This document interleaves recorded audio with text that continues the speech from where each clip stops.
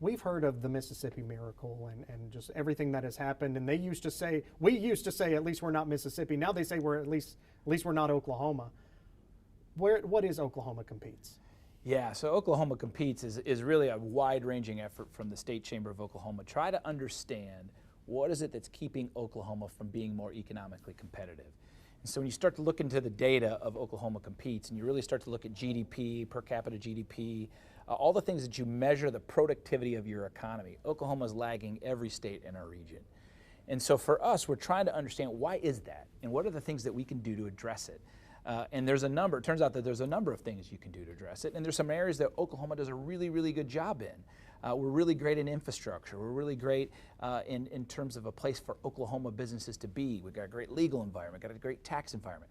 And all those things are really good. But on the other side of the equation, where the things that are holding Oklahoma back are education and workforce, and innovation and entrepreneurship, economy.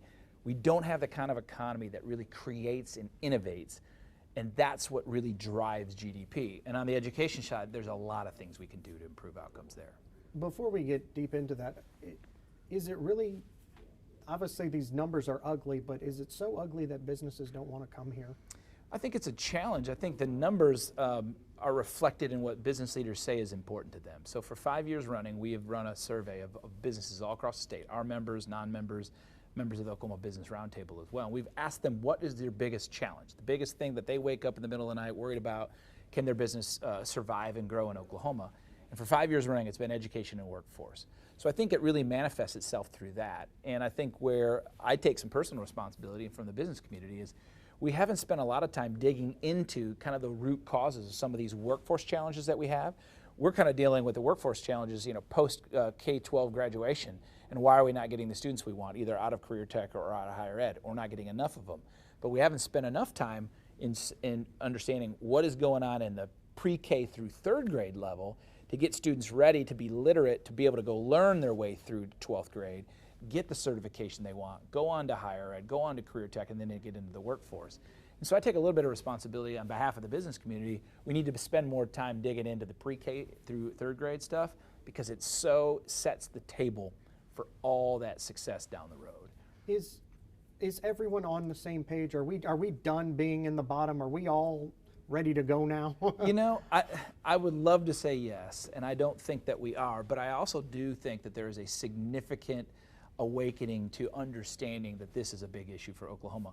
One of the cool things we did of this over the last summer is we went all over the state, every part of the state, and took this data, talked about these literacy issues, talked about these healthcare issues, talked about GDP and innovation, and it was very eye-opening. And every community we went, the surprise, the shock, frankly, was just apparent. And it was kind of fun to give the speech and know at what part people are going to go, wait a minute, we're what in reading?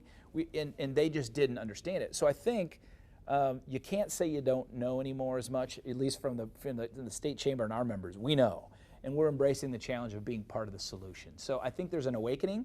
We'll see if the legislature, the governor, the business leaders, the education community can get on the same page and really put in place the building blocks to help really have some significant success, particularly in literacy. I was going to ask, how much is this on you versus next legislative session and getting some bills passed? Yeah, I think it's a significant lift, and I think it's a significant opportunity.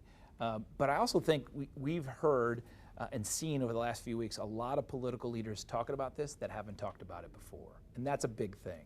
And there's really kind of a number of different steps that we're going to propose that you need to take, and we're excited to have those conversations with legislators. But the thing I also make really clear too is, but we're having those conversations with educators right now to better understand from them and their viewpoint, how do we get this right this time? How do we make sure we're consistent in the funding and the application of the legislation that we want so that we get those long-term benefits? And so we want to have them as partners, and they're at the table helping us kind of craft what we think best practice looks like.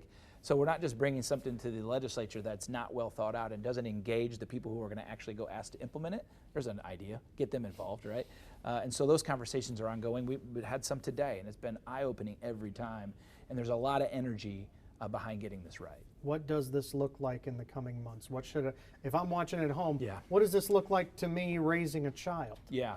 Here's what I tell you you should look for, and I think there's kind of 4 parts to the literacy plan. So if we just focused on literacy for a minute, I think here's what the Mississippi Miracle, or what we're trying to internally call the Mississippi Method, because they had a very good system that they put in place to get the results that they wanted.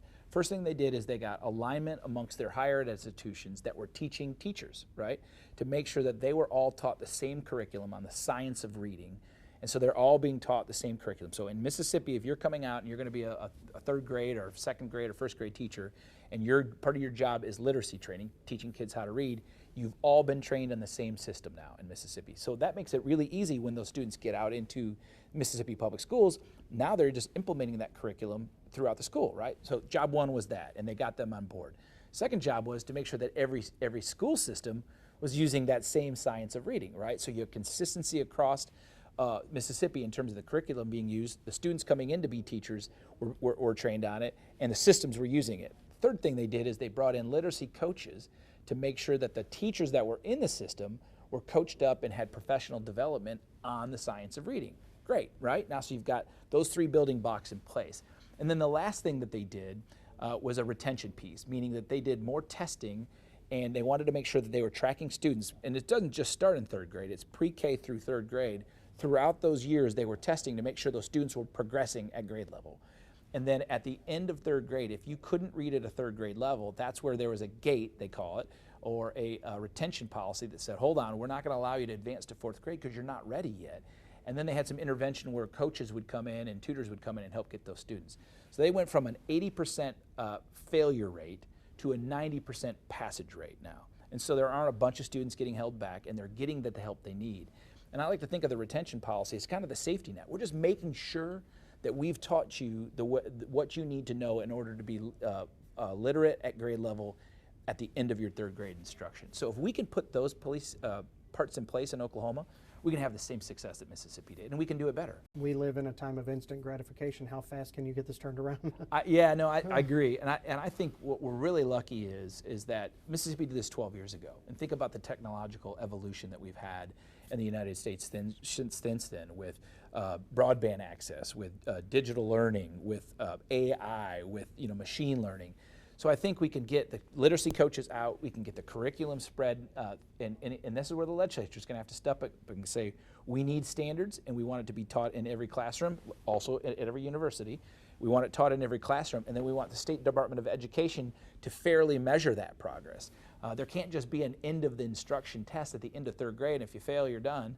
That isn't how it works. We need testing throughout 1st, 2nd, 3rd grades multiple times a year so that teachers are armed with the information of how to make sure that those students are progressing. And if some students are doing great, good. They can bump up to the next level. But there are other students that need more intervention. If you don't do the testing that allows the teacher to know, how's the teacher supposed to change and make a difference, right? We can put all that into place this year, and I think we can start to see success pretty significantly quickly. The NAEP scores, again, are only measured once a year, and they're only produced every 2 years. They do the scores every 2 years. So you wouldn't see results on that for 2 years, but internally in Oklahoma, we'll know if we're on pace. So let's say you get everything you're hoping for. Obviously, this school year is in progress. 2026, 2027, we start seeing the first buds of the flower? Yeah, here? I think so. And here's what's great about kind of the building blocks. So let's go back to the Mississippi Miracle, right? Yeah. Here's the thing for a history lesson for Oklahomans. In 2013, we in Mississippi passed the exact same law at the exact same time, right? Mississippi was 50th in reading at the time. Oklahoma was like 42nd, right? So 2013, we passed Reading Sufficiency Act. 3 years later, for a variety of reasons, we step away from the reforms. Mississippi stays the course, right? 2016, we back away, they stay the course. From 2016 to 2025, Mississippi went from 50th to 7th. We went from 42nd to 49. So I only say that to say we had the building blocks in place. So in a lot of ways, it's going back and figuring out what went wrong, how do we do it better, look at examples like Mississippi, and that's why I don't call it a miracle, it's a method. They used a methodology to get themselves there, and we know what that is now. And we know that it works, and other states are doing it as well. So I think we're really fortunate that we have the building blocks in place. We have a lot of good teachers in the system. We have literacy coaches that were in the system that are able to help those teachers get better.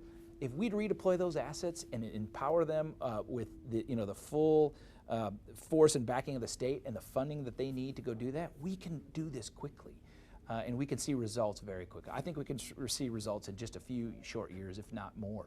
I've been in some classrooms that are doing this on their own, and they're able to track their students' progress right now in real time, and they're seeing significant success.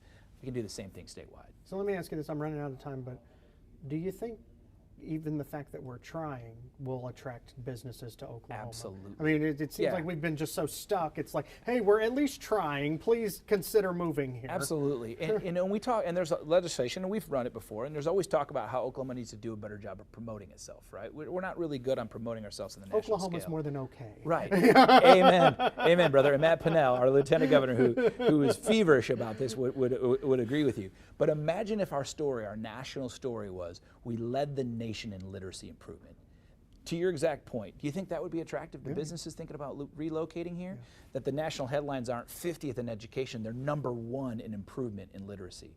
And in a few short years, we could be, and we should shoot to be, #1 in literacy. And in terms of 4th grade reading outcomes and 3rd grade reading literacy. Why would we not shoot for that? We've been running a kind of a social media campaign saying that if OU and OSU were bottom of the Big 12 and bottom of the SEC in football, do you think that we would spend 25 years just going, well, okay? No, we wouldn't. There would be panic, anarchy in the streets. It'd be 24-hour news on your network, right? But we haven't had that kind of conversation about literacy. We can make a difference. We can make a difference quickly, and I think we have the knowledge now of how to do it. And I'm excited to see where that can take us. And it'll be the best calling card for Oklahoma we've ever had if we can lead the nation in literacy gains and literacy for 3rd graders. It would be awesome. We'll be watching. Thank you so much. You bet.